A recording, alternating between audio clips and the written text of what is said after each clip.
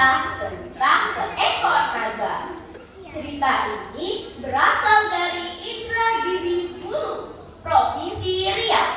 Cerita ini diterbitkan oleh Tim Penggerak Pemberdayaan Kesejahteraan Keluarga, bekerja sama dengan Balai Kajian dan Pengembangan Budaya Melayu.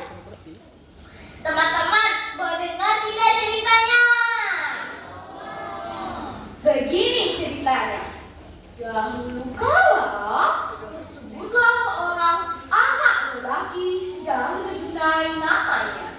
Dia selalu mengikuti kemauannya sendiri dan tidak mau mendengarkan perkataan orang lain.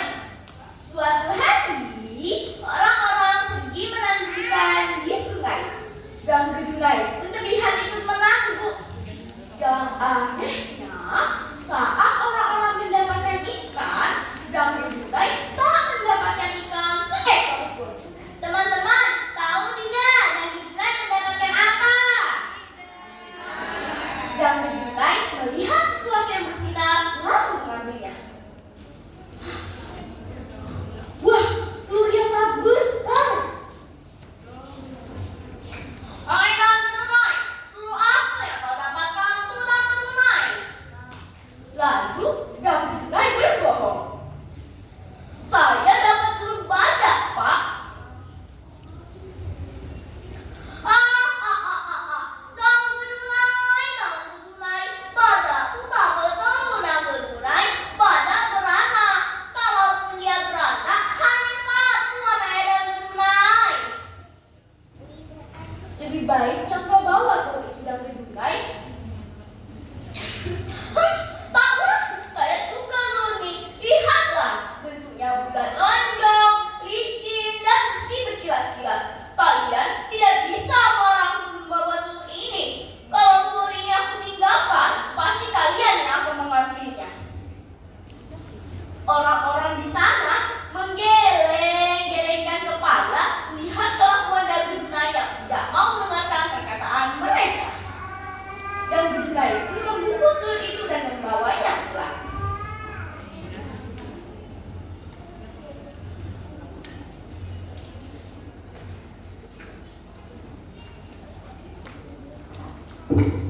Setiba di rumah, Dang Gedunai disambut oleh emaknya.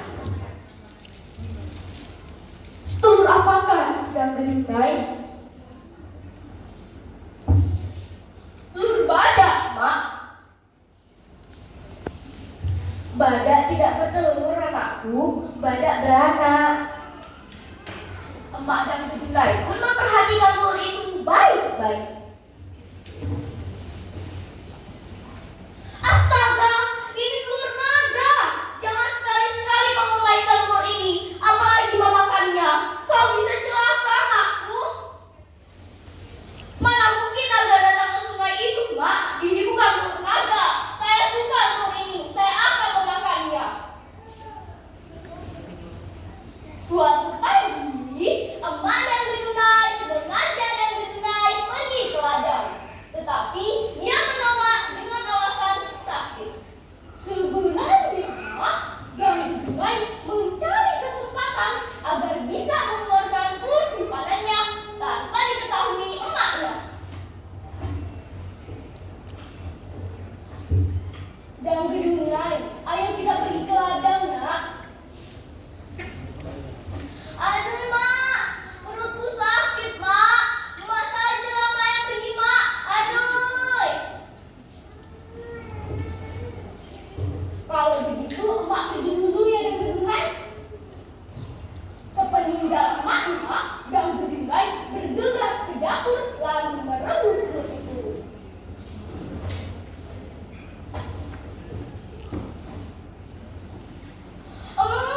Enak sekali rasanya. Telur apapun itu rasanya benar-benar enak. Kenyang sekali.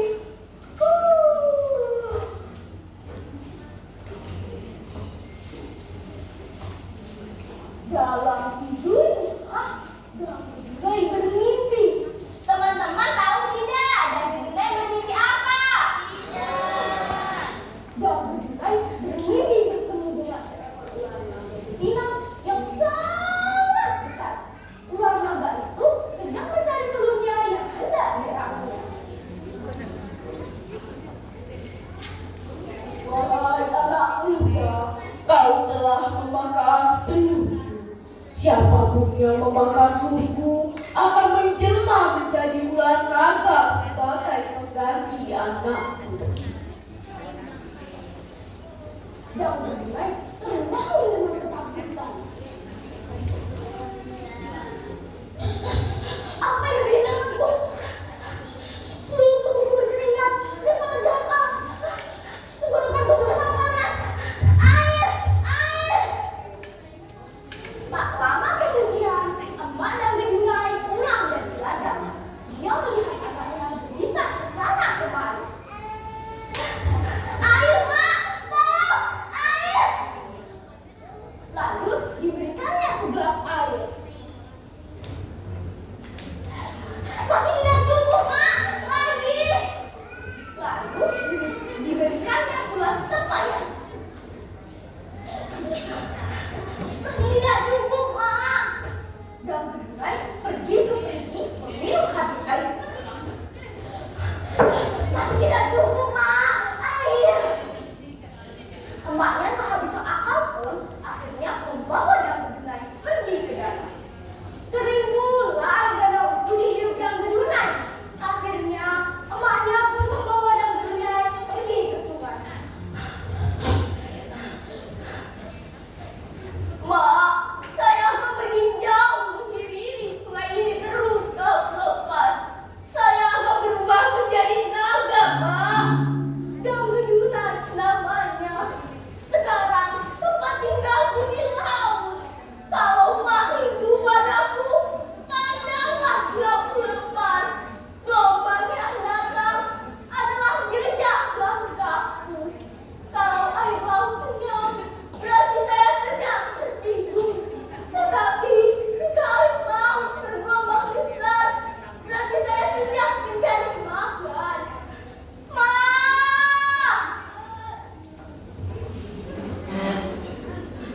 Bukankah Mak telah melarangku, Nak?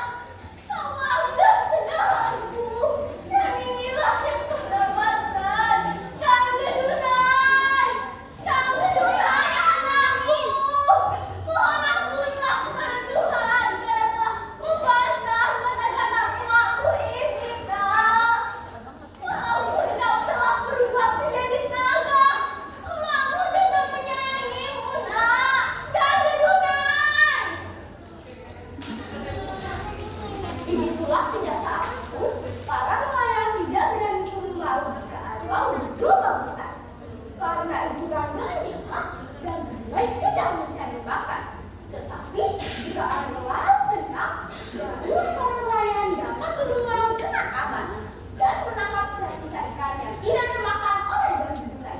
Tamat! Pesan moral dari cerita ini adalah jangan pernah membantah kata-kata orang tuamu dan hormatilah mereka. Karena dari awal Bagis sudah membuka dengan pantun, maka di akhir juga Bagis akan mengakhiri dengan pantun. Buah nanas, buah ceri, dicampur gula enak sekali.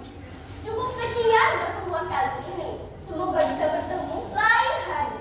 Wabillahi taufiq wal hidayah. Wassalamualaikum warahmatullahi wabarakatuh. Waalaikumsalam warahmatullahi wabarakatuh. Baik, terima kasih buat Ananda Balkis yang sangat luar biasa berceritanya tanpa terbata-bata. Jadi sangat menguasai cerita sampai selesai, bahkan dengan hitungan waktunya pun pas ya. Nah, jadi seperti itu. Cuma nanti untuk kedepannya Ananda Balkis untuk lebih coba cari cerita lain, dikembangkan lagi, ya kan? Ini sudah menjadi modal. Ananda Balkis sudah bisa bercerita, sudah berani bercerita di depan orang banyak, itu sudah mantap. Ya, oke. Dikembangkan lagi, semoga kedepannya Ananda Balkis akan lebih berkreasi, banyak cerita lagi, banyak baca lagi nanti di rumah, di sekolah ya, seperti itu. Semoga Balkis kedepannya menjadi orang hebat dan tetap semangat. Amin. Terima kasih. Terima kasih Bapak yang ganteng. Sama-sama.